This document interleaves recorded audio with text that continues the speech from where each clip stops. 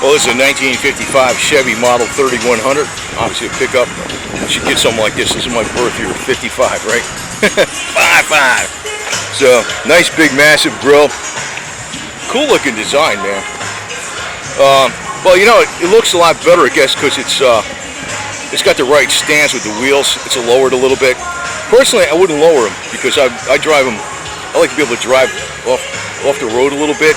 I don't have to worry about smacking a transmission or the oil pan or the exhaust system. But that's just me.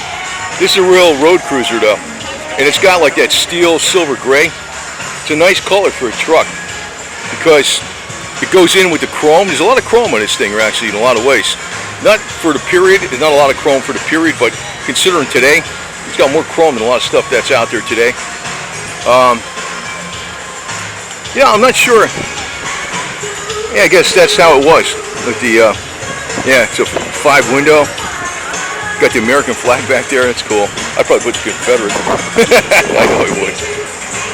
Anything that's blue. And there's a. This is cool. That's cool. I should get something like that for the El Camino. Is this leather?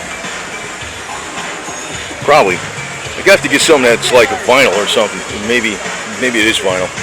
Something that could stand the weather because I wouldn't. Mine gets wet, you know.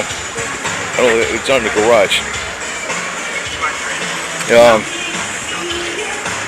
it looks sweet. It looks sweet as hell, man. 2 exhausts coming out.